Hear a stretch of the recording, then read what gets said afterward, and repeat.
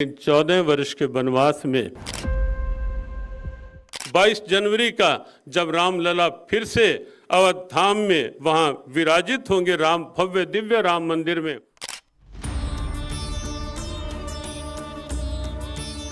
राम जितना है उतना वाणी से कहा जा सकेगा,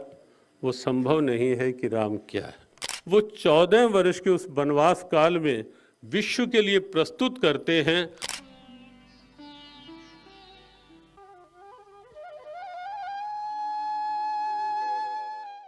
यही विधि स्तुति करऊं तिहारी, अदम जाति में जड़मति भारी। तब राम भीगे नेत्रों से कहते हैं भामिनी कि मैं भले ही राजमहलों में जन्मा हूं, लेकिन केवल राजमहलों का नहीं है राम। अयोध्या की अयोध्या राम की, राम जन्मभूमि कहीं और नहीं। लेकिन क्या करें, केवल पार्टी लाइन को देखते हुए हम खुल के बोल नहीं सकते। राम हमारी आस्था है, वो निश्चित है। राम हमारी पूजा भी है, लेकिन राम हमारी परंपरा है, राम हमारे आदर्श हैं, राम हमारी प्रेरणा है, राम हमारी अस्मिता है, राम हमारा स्वाभिमान है, राम हमारी पहचान है। और इस विषय में जितना कहा जाए कि राम क्या है, संभवतः कहते कहते तो भी राम जितना है उतना वाणी से कहा जा सकेगा, वो संभव नहीं है कि राम क्या है। राम हमारा तन है, राम हमारा मन है, राम हमारे मंदिर में भी है, लेकिन राम हमारे हृदय मंदिर में भी है। और राम, हेमंत जी ने अपने विषयों में एक विषय यह भी लिया कि सिया राम में सब जग जाने। राम हमारी पूजा के कक्ष में है, लेकिन वहीं तक नहीं है। सिया राम में सब जग जाने, राम कण कण में है। राम अयोध्या में प्रगटे राजमहलों में, लेकिन स्वेच्छा से 14 वर्ष का वनवास लेते हैं राम। वह वनवास भले ही अयोध्या में कुछ एक खालीपन लाता है, लेकिन न जाने कितनों के जीवन को भरने के लिए, और हमारी भारतीयता का दर्शन क्या है उसका एक स्पष्ट चित्रांकन विश्व के आगे रखने के लिए राम भले ही अयोध्या में कुछ रिक्तता दे जाते हैं, लेकिन 14 वर्ष के वनवास में राम कहीं केवट की नाव मांगकर, कहीं निषाद को गले लगाकर, और कहीं शबरी के पास चलकर जा कर के, जो लोग ये कहते हैं कि रामचरितमानस की चौपाई के ठीक परिप्रेक्ष्य को, पूर्वापर को ना पढ़कर, ना समझ करके, कुछ जो आक्षेपात्मक भाषा पीछे प्रयोग की गई सुंदरकांड की एक चौपाई को लेकर, वो ये बात भूल जाते हैं कि राम जब शबरी के पास चल कर के जाते हैं, और शबरी जब ये कहती हैं कि कहीं विधि स्तुति करऊं तिहारी, अदम जाति में जड़मति भारी। तब राम भीगे नेत्रों से कहते हैं भामिनी, स्तुति मेरी राम की स्तुति करने वाले बहुत हैं शबरी, भामिनी, लेकिन राम यहाँ स्तुति करवाने नहीं आया, यहाँ तो राम स्तुति करने के लिए आया है। वो लोग भूल जाते हैं राम की इस दिव्यता को कि जब शबरी के मुख से निकले बेर राम खाते। कोल, किरात, भालू, भील, राम एक समरसता भी है। और उसका उदाहरण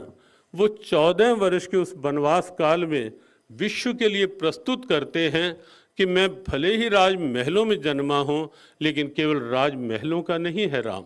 राम केवल राजा नहीं है, राम कोल, किरात, भीलों का भी राम है। और वहां तक एक एक के पास पहुंचकर, और से केवल वहीं तक नहीं कि हमारी संस्कृति जो है प्राणियों में सद्भावना है। ये विश्व में यदि किसी ने कहा, वो केवल हमने ही तो कहा, वो केवल हमारे ऋषियों ने ही तो कहा, कहीं और मिलेगा ऐसा दर्शन। और इसीलिए राम जब सेना भी जोड़ते हैं तो वहाँ भालू, वानर और कहीं एक गिलहरी की सेवा की आवश्यकता पड़ती है तो वहाँ तक राम सेवा स्वीकार करते हैं और ये दुनिया को बताते हैं कि राम प्राणी मात्र का है, राम सबका है। तो 14 वर्ष का वनवास भी संगठन की एक दिव्यता, समरसता की एक दिव्यता जो भारत का प्राण है, उसे विश्व के समक्ष रखने के लिए राम का वनवास भी होता है। और अब हम लौटते हैं थोड़ा 2-4 मिनट में ही के लिए ही उस विषय पर कि राम मंदिर बना कौन नहीं जानता, निसंदेह विरोधी भी और जो हिंदू होते हुए भी हिंदू मानसिकता ना रखने वाले वो लोग भी, जो किसी अपनी राजनीति को के लिए की दृष्टिकोण से, या कुछ लोग ऐसा भी कहते थे कि महाराज हम जानते तो हैं कि राम अयोध्या की अयोध्या राम की, राम जन्मभूमि कहीं और नहीं, लेकिन क्या करें, केवल पार्टी लाइन को देखते हुए हम खुल के बोल नहीं सकते, हम खुल के कह नहीं सकते, अपनी बात रख नहीं सकते कि राम जन्मभूमि वही है, हम उस पक्ष में बात नहीं कर सकते। तो इस दृष्टि से भी यदि राम मंदिर वहाँ बना, सब जानते हैं, टूटा और टूटने के बाद जो संघर्ष हुए, वस्तुतः हमें लगता है कि राम का वनवास जो था वो वनवास भी समता, समरसता की दिव्य और संगठन की दिव्यता के लिए था। और ये कालखंड जो एक बहुत संघर्षों का कालखंड रहा, अनेक बलिदानियों जिसकी चर्चा हमने अभी पन्ने बैठे बैठे पलट रहे थे तो हमने सब नाम देख रहे थे, किन किन के नाम, और कितने नाम हम देख रहे थे, कितने पूज्य संत जिन्होंने बलिदान दिया। और हमें वो सब दिन माने दत्ता जी, हमें वो सब दिन याद आ रहे थे कि जब राम का शिलाओं का शिला पूजन हुआ, सुरेंद्र जैन जी और हमारे रास बिहारी जी, उस समय हरियाणा में ही एक टोली थी, किस प्रकार से एक एक गांव में जा जाकर, वो दिन हमें ध्यान है, एक एक गांव में जाकर शिलाओं के पूजन के लिए जाना हुआ। और वो दृश्य जब राम ज्योति आई करनाल में और हमें लेकर के हरियाणा के कुछ नगरों तक जाना था, और जिस ढंग की मीटर्स में नहीं किलोमीटर्स में जब भीड़ ऐसे सिर ही सिर दिखाई देते थे राम ज्योति का दर्शन करने के लिए, घर घर में जब वो ज्योत पहुंचती थी, और क्या वो दृश्य होता था, क्या वो भाव होता था। और हमें लगता था वो पूज्य संत जिन्होंने बलिदान दिया, नाम कितने गिनाए, किस किस के गिनाए, हम देखकर नमन कर रहे थे केवल उस पुस्तक में राम फिर लौटे में, और कुछ अभी हैं लेकिन अनेक चले गए। और हमें लगता है, हमें जब एक बात आई, माने अशोक जी के श्रद्धांजलि सभा में वहाँ हम थे, एक बात आई कि अशोक जी का एक स्मारक कोई ऐसा अशोक जी के नाम पे बनना चाहिए। तो हमने उस समय वहाँ श्रद्धांजलि सभा में ये बात कही थी कि हमें लगता है कि ये जो राम मंदिर बन रहा है और राम मंदिर की दीवार में लगी हुई एक एक ईंट, और जब रामलला वहाँ विराजित होंगे तो निश्चित है कि अशोक जी की स्मृतियाँ, अशोक जी की मुस्कुराहट राम मंदिर की उस एक एक दीवार में और रामलला की मुस्कान के साथ कहीं ना कहीं उन महापुरुषों की और अशोक जी की वो भावनाएं वहाँ एक एक ईंट में दिखाई देंगी। कोई देखने वाला होगा तो निश्चित रूप से दिखाई देंगे। और ये जो कालखंड एक संघर्ष का निकला, और उसके पश्चात इन संघर्षों के बाद जब ये राम शिला पूजन, राम ज्योति, ये सब और ये जो वर्ष निकले, हमें लगता है कि ये वर्ष भी हिंदू समाज की जागृति के लिए, संगठन के लिए, और एक इस दिन के लिए जो आज हम दिन देख रहे हैं देश में, और जो आज हमें लगता है कि जो ये वातावरण राष्ट्र में बना है, जो ये बादल छटे हैं, कि हम एक बात कई बार कहते हैं कि सूर्य सदा बादलों में ढका हुआ आच्छादित नहीं रह सकता, कभी ना कभी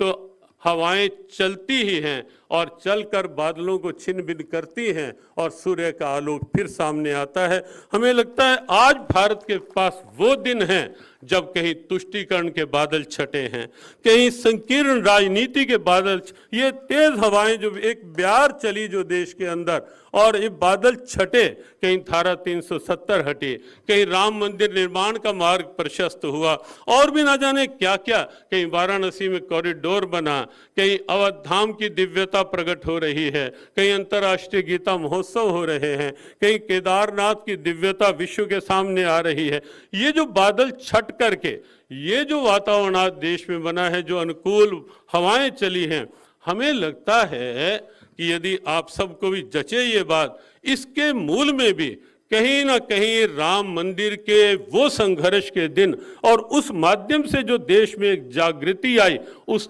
जागृति का आज परिणाम है कि आज देश में एक स्वयं सेवक देश का राज्य कर रहा है, देश पर राज्य कर रहा है।